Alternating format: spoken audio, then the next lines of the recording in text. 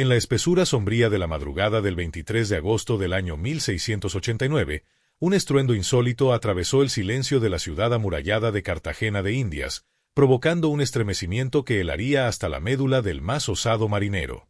No se trataba del estallido de cañones enemigos, ni del rugido implacable de una tormenta tropical golpeando las murallas. Lo que desgarraba el aire eran gritos humanos tan desgarradores, tan llenos de un sufrimiento sin nombre, que parecía que los mismos muros de coral fueran a quebrarse bajo aquella vibración de dolor.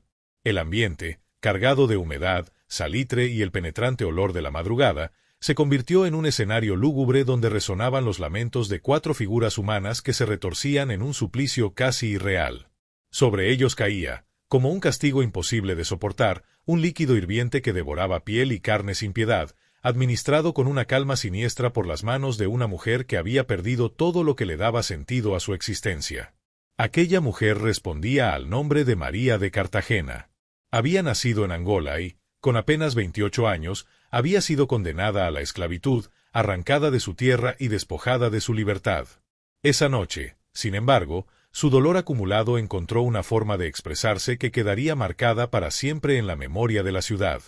Lo que hizo no fue un arranque improvisado de furia, sino un acto calculado, meticuloso, donde el dolor se convirtió en un arma tan filosa como cualquier espada. Con la serenidad de quien ha decidido que ya no tiene nada que perder, levantó un altar a la memoria de su sufrimiento utilizando los cuerpos de aquellos que la habían reducido a cadenas. En unas cuantas horas tejió la represalia más astuta y aterradora de la que se tenga noticia en la América colonial.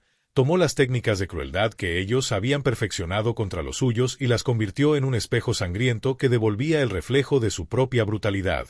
La historia de María no es simplemente un relato de violencia, es el retrato del amor materno llevado a sus últimas consecuencias. Un amor que, tras ser aplastado por la barbarie de la esclavitud, germinó en una furia tan incontenible que desbordó todo límite imaginable. Ella se transformó en la prueba viviente de que, cuando la justicia se tapa los oídos y se venda los ojos, existen quienes deciden reclamarla con sus propias manos, aunque el precio sea abrazar la oscuridad. Hoy te invitamos a recorrer los caminos de esta historia para comprender cómo una madre reducida a la esclavitud pudo concebir y ejecutar una retaliación tan fría, tan planeada y tan feroz que aún siglos después sigue estremeciendo a quienes la conocen.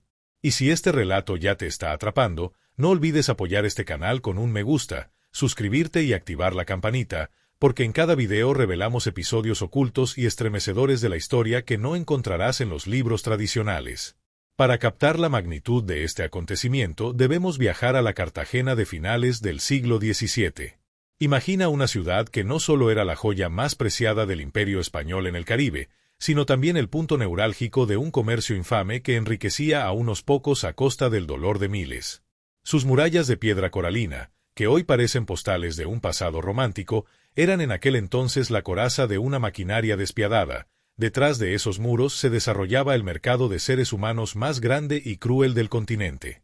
Los registros históricos indican que mes tras mes, entre 800 y 1.200 personas africanas, arrancadas de sus aldeas y confinadas en las pestilentes bodegas de los barcos negreros, eran desembarcadas en la bahía como si fueran simples mercancías, tratadas con el mismo desprecio que se daría a un lote de animales. Hombres, mujeres y niños eran alineados, revisados y vendidos al mejor postor bajo la vigilancia de mercaderes que veían en cada vida un simple número en sus cuentas. En el corazón de esta ciudad, donde la riqueza y la miseria se mezclaban en un contraste brutal, reinaba el nombre de don Antonio Maldonado de Mendoza. Este hombre se había convertido en uno de los personajes más influyentes de la región gracias al comercio de esclavos, una actividad que lo rodeaba de privilegios, poder y lujos imposibles de imaginar para la mayoría.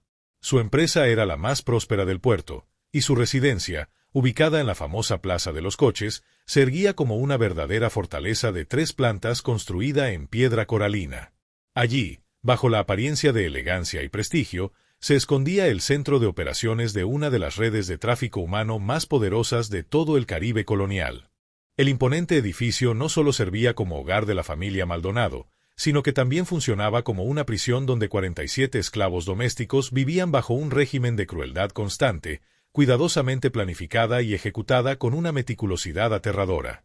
Cada rincón del inmueble parecía impregnado de miedo, los pasillos resonaban con susurros sofocados, los dormitorios olían a sudor y resignación, y la cocina, aunque ordenada y pulcra, ocultaba humillaciones y castigos diarios que convertían cada jornada en un tormento silencioso. Entre estas paredes, María, la mujer angoleña de 28 años, caminaba con la dignidad contenida de quien ha sobrevivido a lo inimaginable. Había llegado por primera vez a Cartagena en 1681, tras un viaje infernal a bordo del negrero San Carlos, donde la violencia, la enfermedad y la desesperanza marcaron cada hora de la travesía. Su verdadero nombre, Enegola María, evocaba la nobleza de su origen, pertenecía a la familia real de un pequeño reino en Angola. Capturada en medio de una guerra tribal, fue vendida a traficantes portugueses por apenas 150 pesos de oro, una cifra que, aunque insignificante para ellos, significó la pérdida total de su mundo y su libertad. A pesar de las circunstancias, María había logrado ascender a la posición de esclava doméstica principal en la Casa Maldonado. Su inteligencia excepcional, su memoria prodigiosa y su rapidez para dominar el español la hicieron indispensable para la administración del hogar. Organizaba la cocina, supervisaba el cuidado de los niños, controlaba el orden en los cuartos y gestionaba los recursos de la familia con una precisión que rayaba en lo admirable. Sin embargo, esta posición privilegiada también la exponía a los abusos más directos de sus amos, convirtiéndose en un testigo diario de la perversidad que emanaba de quienes consideraban su autoridad indiscutible. Don Antonio Maldonado de Mendoza tenía 3 hijos varones, cada uno más cruel que el anterior. Diego, de 24 años, el primogénito y heredero de la fortuna familiar, era un joven cuya brutalidad no conocía límites. Para él, golpear, humillar y torturar a los esclavos era un derecho natural, un ritual de poder que reafirmaba su superioridad. Bastones de hierro, hierros candentes y apuestas macabras sobre la resistencia de las víctimas formaban parte de su día a día, generando un clima de terror que impregnaba toda la residencia. Rodrigo, de 19 años, se especializaba en la tortura psicológica. Su fascinación era observar el sufrimiento materno, separaba a los niños de sus madres y los vendía a haciendas lejanas, disfrutando del tormento de ver cómo aquellas mujeres desesperadas se debatían entre la impotencia y la angustia. Las negras deben aprender que no tienen derecho a amar, repetía con frialdad, mientras contemplaba las lágrimas y los gritos sofocados de quienes le rodeaban. Bernardo, el menor, de 16 años, absorbía las enseñanzas de sus hermanos mayores y experimentaba con pequeñas formas de dominación, imitando sus atrocidades mientras aún exploraba su cruel personalidad. Los 3 juntos conformaban un triángulo de terror que transformaba la mansión de piedra coralina en un laboratorio de sufrimiento humano, donde la riqueza y la opulencia servían de telón de fondo para las expresiones más oscuras del poder y la perversión. Bernardo, el menor de los hijos Maldonado, intentaba compensar su juventud con una crueldad que a menudo superaba la de sus hermanos. Su creatividad para el tormento era aterradora.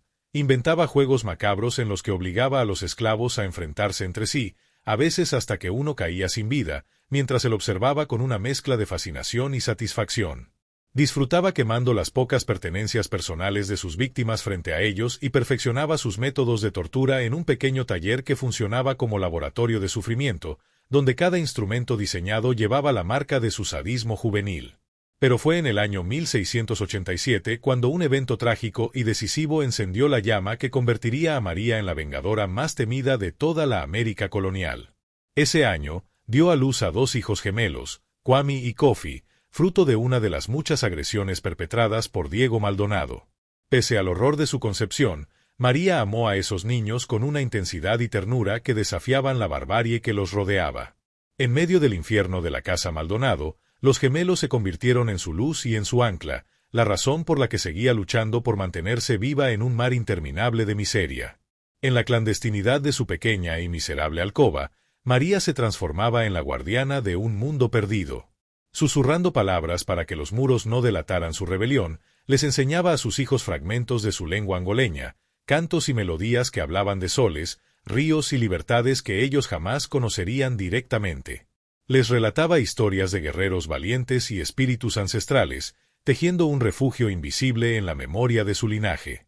Soñaba despierta con el día en que podría escapar con ellos más allá de las murallas, hacia un lugar donde sus risas no fueran un delito. Durante 2 largos años, que se sentían como eternidades comprimidas en un suspiro, logró mantenerlos relativamente protegidos, sacrificando su propio descanso y doblando su trabajo para evitar que fueran enviados a las brutales tareas de la hacienda. La residencia Maldonado no era un hogar, era una maquinaria de sufrimiento cuidadosamente calibrada. El primer piso, con sus oficinas comerciales, funcionaba como el cerebro de la operación, donde se fijaba el precio de vidas humanas como si fueran sacos de grano. El segundo piso, con las habitaciones de la familia, era un ostentoso oasis de lujo, muebles importados de Europa, sedas orientales y adornos que brillaban con el dinero manchado de sangre africana. Pero el tercer piso y los sótanos, oscuros y húmedos, eran el verdadero corazón de la casa, los calabozos donde se amontonaba a los recién llegados, todavía aturdidos por la travesía, antes de ser marcados y vendidos en el mercado. Don Antonio había elevado la deshumanización a una ciencia macabra. Conocía el valor exacto de cada etnia, de cada habilidad, de cada cuerpo. Los angoleños, como María, eran buscados para servicio doméstico por su inteligencia y docilidad. Los congoleños, por su fuerza, eran enviados a los ingenios azucareros, y los originarios de la Costa de Oro, por su destreza artesanal, eran especialmente cotizados. La supervivencia diaria de los esclavos era una batalla en sí misma. La comida consistía en restos de cocina mezclados con harina de maíz rancia, y por las noches dormían hacinados en pisos de tierra, muchas veces encadenados entre sí para impedir cualquier intento de fuga. Enfermedades como tuberculosis, disentería y fiebres tropicales se propagaban rápidamente, pero para don Antonio eran simplemente bajas naturales del negocio, un registro más en sus cuentas. En ese abismo de dolor, María había forjado su única arma, una observación prodigiosa, casi sobrenatural. Durante 8 años había construido en su mente un mapa secreto de la familia Maldonado. Cada rutina, cada vicio, cada secreto inconfesable estaba grabado en su memoria. Sabía cuando Diego estaba embriagado, cuáles eran las inseguridades de Rodrigo y la cobardía oculta tras la crueldad de Bernardo. Conocía con precisión los momentos en que cada uno era más vulnerable. Esa enciclopedia de debilidades se convertiría en la base de su venganza. En el silencio de la noche, mientras la mansión dormía al ritmo de los ruidos de los amos, María imaginaba rutas de escape a través de Cartagena con los gemelos a cuestas. Pero la certeza aterradora de lo que implicaría un fracaso la mantenía paralizada. Cualquier error no solo significaría su muerte, sino la tortura y desmembramiento de Kwame y Kofi frente a sus ojos. Así, durante años, su odio se acumuló como pólvora compacta, esperando la chispa que desatara el infierno. Y esa chispa finalmente llegó el martes 20 de agosto de 1689. Cartagena ardía bajo un calor abrasador, cuando la humedad caribeña se pegaba a la piel como un sudario y los ánimos se inflamaban con facilidad. Los gemelos. Si esta historia te ha estremecido y te ha hecho sentir la furia, la resiliencia y la inteligencia de María de Cartagena, no dejes que se quede solo en tu pantalla. Dale me gusta para mostrar que valoras las historias de resistencia y justicia que el tiempo casi olvida. Suscríbete ahora y activa la campanita para descubrir más relatos escondidos en los rincones más oscuros de la historia. Y lo más importante, comparte este video con tus amigos, familiares o compañeros de estudio para que más personas conozcan cómo una sola mujer pudo cambiar el destino de muchos y desafiar el poder de siglos. Kwame y Kofi, que ya contaban 2 años de vida, habían empezado a caminar y a explorar los confines de su prisión con la curiosidad intrépida de la infancia. Aquella mañana, mientras María se afanaba en la cocina preparando el desayuno, los niños se deslizaron sigilosamente hasta el patio principal. Allí, bajo el sol inclemente, Diego, Rodrigo y Bernardo Maldonado discutían acaloradamente sobre la venta de un nuevo lote de africanos. Los pequeños, atraídos por el sonido de las voces, se acercaron con la inocencia de quienes no conocen el mal. Kwame, el más atrevido de los dos, vio un trozo de mango que había caído cerca de los pies de Diego y, sin dudarlo, lo recogió. Este simple gesto infantil, un acto de pura necesidad y curiosidad, fue el detonante de una tragedia que mancharía para siempre la historia de la ciudad. «¡Maldito cachorro ladrón!», rugió Diego, su rostro contorsionado por la ira al ver al niño llevarse la fruta a la boca. «A estas bestias hay que enseñarles desde la cuna quién manda aquí». Sin mediar más palabra, levantó su pesada bota y descargó una patada brutal en el pequeño estómago de Kwame, lanzándolo por los aires. El cuerpo del niño impactó con un sonido seco y horrible contra una de las columnas de piedra del patio. Kofi, al ver a su hermano inmóvil, corrió hacia él llorando, intentando despertarlo, pero Rodrigo lo interceptó, agarrándolo por el cabello. Tú también quieres una lección, engendro, le gritó antes de estrellar su cabeza contra el suelo de piedra con una fuerza demencial. María llegó corriendo, atraída por los gritos desgarradores, pero la escena que encontró la partió en dos. Kwame yacía en un charco de sangre que brotaba de su boca y nariz, mientras Kofi convulsionaba violentamente, con una herida abierta en el cráneo. «¡Mis hijos! ¡Mis niños!», gritó ella, cayendo de rodillas para abrazar sus cuerpos rotos. «¡Cállate, perra!», le espetó Bernardo, propinándole una patada en las costillas que la dejó sin aire. «Estos animales solo están recibiendo su primera lección de obediencia. Deberías agradecernos que eduquemos a tu prole». Don Antonio apareció, su rostro una máscara de fastidio por el alboroto. Al contemplar la escena, no mostró ni un ápice de compasión por los niños agonizantes, solo una profunda irritación por la interrupción de sus negocios. «¿Qué significa este escándalo? Tengo compradores esperando y ustedes montando este circo por 2 crías de negro». «Los cachorros estaban robando comida, padre», explicó Diego, limpiándose las manos como si acabara de tocar algo repugnante. Les enseñaba que el robo se paga caro. Don Antonio observó a los niños moribundos sin emoción alguna. «Bien hecho. Hay que domarlos desde pequeños o crecen creyendo que tienen derechos». Luego, girándose hacia María, su voz fue una cuchilla de hielo. «Limpia este desastre y vuelve a tu trabajo. Y si estos 2 ya no sirven para nada, los venderé para alimentar a los cerdos». Las siguientes 3 horas se convirtieron en un infierno dentro del infierno. María cargó los cuerpos casi sin vida de sus hijos hasta el cuarto de esclavos. Allí, con manos temblorosas, intentó salvarlos desesperadamente, aplicando los remedios Herbels que su abuela le había enseñado en Angola. Pero las heridas eran demasiado profundas, demasiado brutales. Las heridas internas, la devastación causada por la fuerza bruta, eran demasiado severas para su limitado conocimiento médico. Kwame fue el primero en partir, a las 2:30 de la tarde, con apenas 2 años de vida arrebatados. Su última palabra fue un susurro casi inaudible que le arrancó el alma a María: «Mamá». Kofi se aferró a la vida un poco más, hasta las 5:45, su pequeña mano apretando la de su madre, sus ojos fijos en ella hasta que la luz se extinguió para siempre. En ese preciso instante, algo se quebró de forma irreparable en el corazón de María. El dique que contenía su dolor se hizo añicos, pero en lugar de un torrente de lágrimas, lo que se desató fue una avalancha de furia helada que congeló su alma.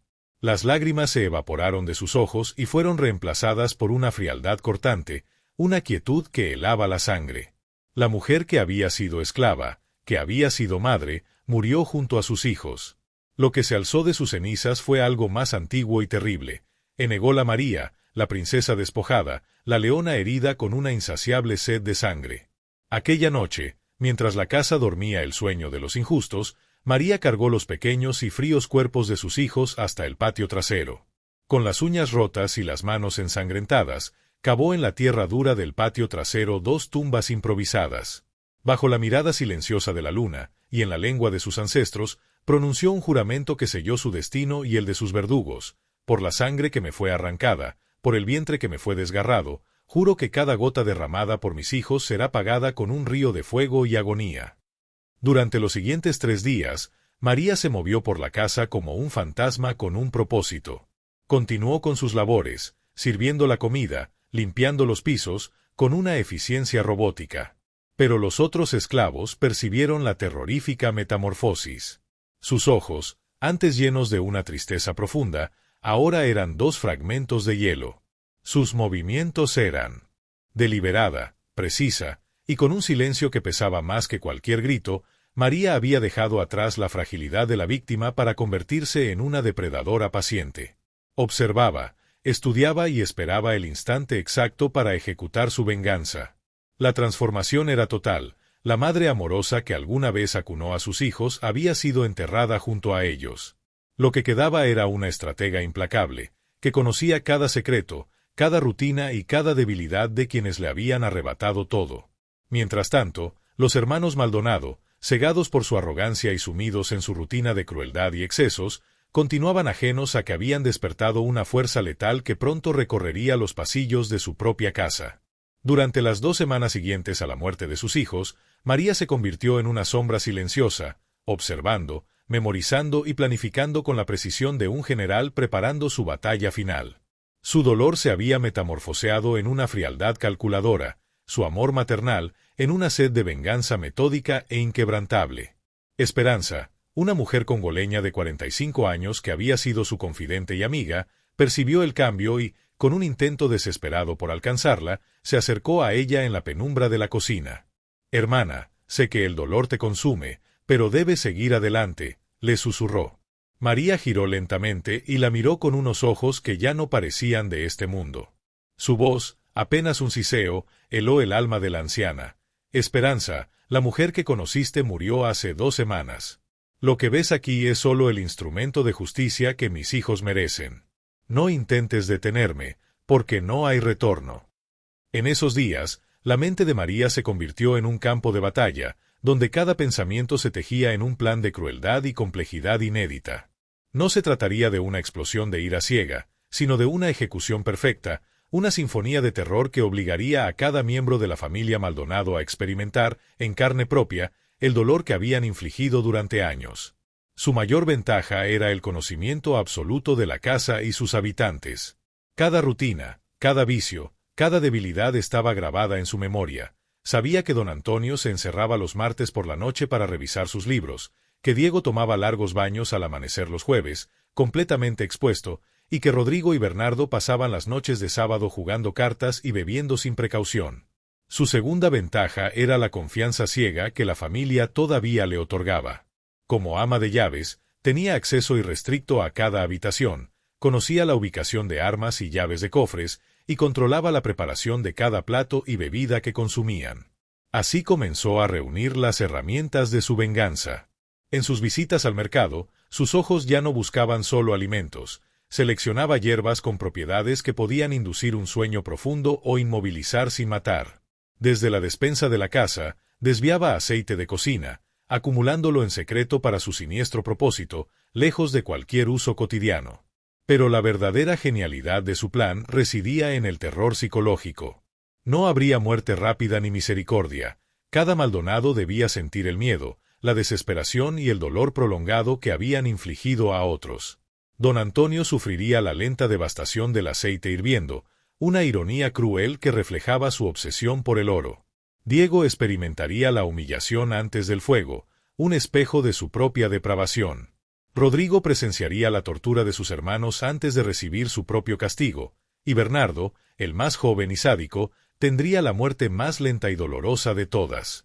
La fecha exacta para desatar el apocalipsis fue elegida con precisión diabólica, el sábado 23 de agosto, durante la celebración del 50º cumpleaños de don Antonio, cuando todos estarían relajados y confiados, completamente ciegos ante la pesadilla que se avecinaba. Durante esas 2 semanas de preparación, María descubrió habilidades que nunca imaginó poseer. Aprendió a moverse por la casa con la sigilosa levedad de una pantera, a forzar cerraduras sin emitir el más mínimo sonido y a dominar el antiguo arte de las hierbas para adormecer o paralizar. Su inteligencia, agudizada por la combinación del dolor y la furia, la había transformado en la asesina perfecta. Incluso los esclavos más observadores percibieron cambios inquietantes. Su eficiencia mecánica y sus ojos calculadores dejaban claro que ya no trabajaba simplemente por supervivencia. Medía distancias, tiempos y oportunidades. Algunos murmuraban que planeaba escapar, otros, más aterrados, sospechaban que su dolor la había vuelto loca. Pero ninguno podría haber imaginado la verdadera magnitud de la tormenta que se estaba gestando en su mente. La ironía alcanzaba un nivel casi poético y despiadado. Los mismos hombres que habían destruido su capacidad de amar habían, sin saberlo, despertado en María una inteligencia estratégica que ahora se volvía contra ellos como una serpiente lista para estrangular a su presa. La esclava en quien depositaban su confianza para comida, seguridad y comodidad diaria ya no existía.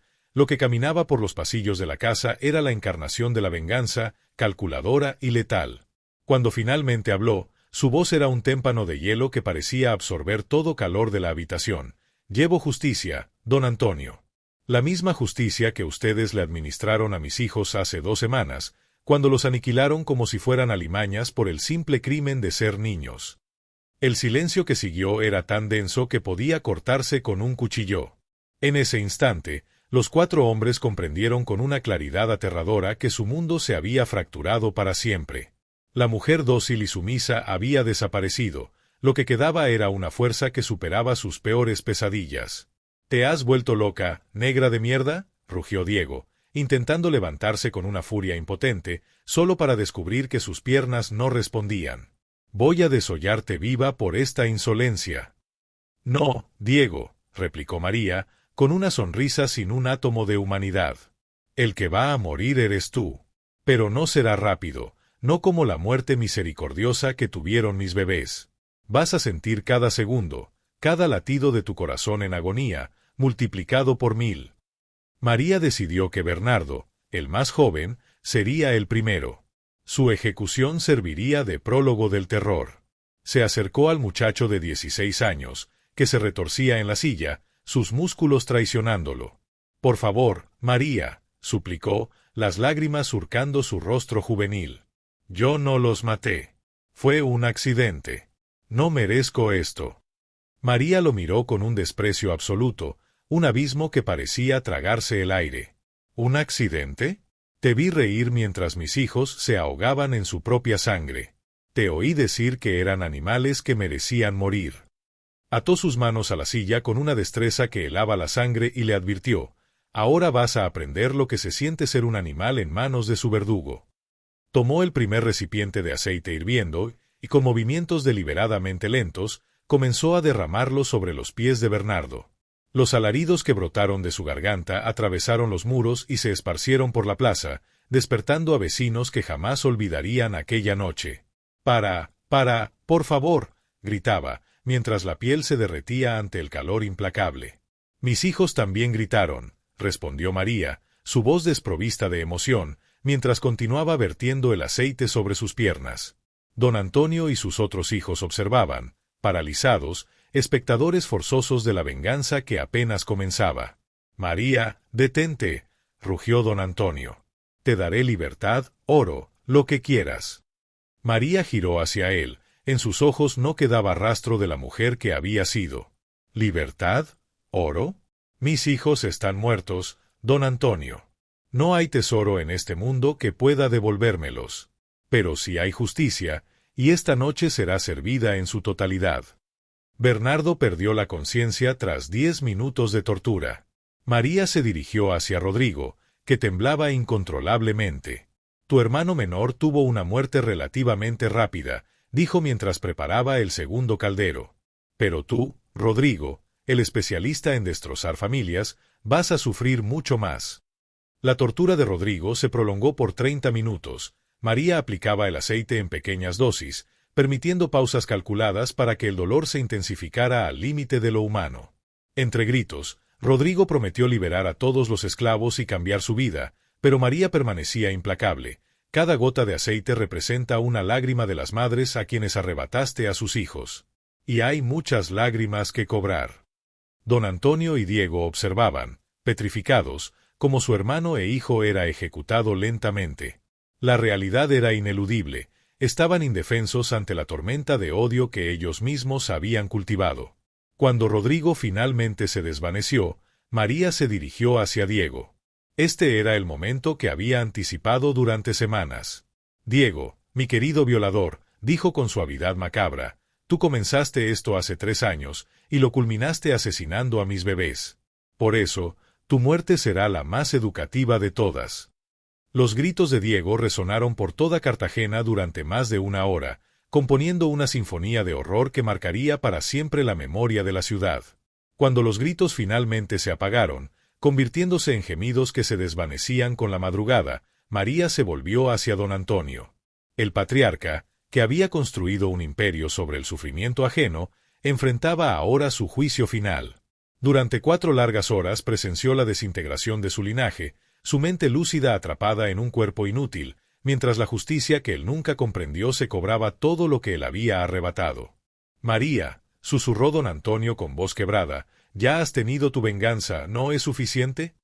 María avanzó, cargando el recipiente más grande de aceite, preparado especialmente para él. ¿Suficiente?, repitió, dejando que la frase flotara en la habitación como un eco aterrador. Don Antonio, usted compró, torturó y asesinó a más de 1000 africanos. Convirtió el sufrimiento humano en su negocio. ¿De verdad cree que la muerte de 3 hombres paga esa deuda? Se detuvo frente a él. Esto no es solo venganza. Es justicia cósmica por cada alma que usted destruyó. Lo que siguió fue un interrogatorio macabro. Durante la siguiente hora, María lo obligó a confesar cada uno de sus crímenes, aplicando aceite hirviendo gota a gota con cada pregunta. ¿Cuántas mujeres violó?, preguntó, derramando el líquido sobre su mano. 50, 60, gritó él. ¿Cuántos niños separó de sus madres? Cientos, miles, era un negocio, respondió. Era crueldad, corrigió ella, implacable. La confesión más aterradora llegó al final. ¿Qué significan las pérdidas por deterioro en sus libros? Eran los que morían en los barcos, confesó entre alaridos. Calculábamos una mortalidad del 30%, los arrojábamos al mar. ¿Cuántos?, insistió ella, aplicando aceite en su pecho. 3000, 4000 en 30 años. María se detuvo un momento. Su venganza personal se había convertido en un juicio de todo un sistema. Usted no es un hombre, dijo con solemnidad casi religiosa. Es la personificación del mal. Su muerte no será un castigo, será un exorcismo. Combinó el aceite con los hierros de marcar, grabando en su carne palabras en angoleño: asesino, ladrón de niños, demonio. Su agonía duró hasta el amanecer, y ningún vecino se atrevió a intervenir. Cuando el sol despuntó sobre Cartagena, don Antonio exhaló su último aliento. María observó los 4 cuerpos y sintió, por primera vez en semanas, algo parecido a la paz. La deuda de sangre estaba pagada. Con las primeras luces del alba, sabía que disponía de pocas horas, pero no solo había planeado la venganza perfecta, sino también la escapatoria más audaz. Despertó a los otros esclavos. Hermanos, les dijo, mostrando la escena, tienen 2 opciones: huir hacia los quilombos o enfrentar a las autoridades. Yo recomiendo que corran. Liberó a los 46 esclavos, entregándoles oro y documentos falsos que había preparado con antelación. Solo un anciano, Tomás, decidió quedarse. He vivido lo suficiente para ver la justicia, le dijo con una mezcla de respeto y resignación. A las 6:30 de la mañana, María salió de la casa vestida como una dama, con oro en su bolsa y un destino en mente: el puerto. Su objetivo era contactar a Jean-Baptiste Ducasse, un pirata francés con quien don Antonio había hecho negocios sucios. La conversación fue directa. Capitán, dijo en un francés aprendido de oídas, poseo información sobre las rutas de los galeones españoles y los nombres de todos los funcionarios corruptos del puerto. A cambio, necesito pasaje a Saint-Domingue. Ducasse, pragmático y analítico, evaluó la situación. Mujer, toda la ciudad te busca, ¿por qué arriesgar mi barco? Porque la información que poseo vale más que cualquier tesoro y soy la única que conoce los secretos de este puerto, respondió ella con firmeza. El trato se cerró. A las 9 menos cuarto de la mañana, mientras las autoridades descubrían la masacre, el barco de Ducasse zarpaba hacia aguas internacionales. El último recuerdo que María tuvo de Cartagena fue el de sus murallas desapareciendo en el horizonte. Mientras el viento caribeño ondeaba su cabello libre por primera vez, susurró una oración a sus hijos: la deuda ha sido saldada. Ahora mamá será libre para honrar su memoria. 10 días después, María desembarcó en Saint-Domingue, la actual Haití. No llegó como fugitiva, sino como leyenda viviente. La historia de la mujer que hirvió a sus amos se difundió rápidamente por todo el Caribe, inspirando reverencia y rebelión. Las autoridades españolas ofrecieron recompensas astronómicas por su cabeza, pero María se había desvanecido en la historia. En su nueva vida, fundó lo que los historiadores llamarían la Red de la Vengadora, un sistema clandestino para ayudar a esclavos fugitivos. Nunca volvió a casarse ni tuvo más hijos, pero se convirtió en la madre adoptiva de toda una comunidad de huérfanos y libertos. Vivió 23 años más como una mujer libre y respetada. En 1712, a los 51 años, murió rodeada de aquellos a quienes había salvado. Sus últimas palabras fueron: Kwame, Kofi, mamá llega. La deuda está saldada. El legado de María de Cartagena trascendió su vida, convirtiéndose en un mito de resistencia esclava. Su acto de justicia poética inspiró levantamientos desde la Revolución haitiana hasta las rebeliones en Estados Unidos. En Cartagena, la Casa Maldonado fue demolida y sus ruinas se convirtieron en un sitio secreto de peregrinaje para quienes anhelaban libertad. Más de 330 años después, su historia nos obliga a cuestionar los límites de la justicia y la resistencia. María no solo acabó con 4 hombres, aniquiló la idea de que los oprimidos son víctimas pasivas. Demostró que la dignidad no se mendiga, se toma.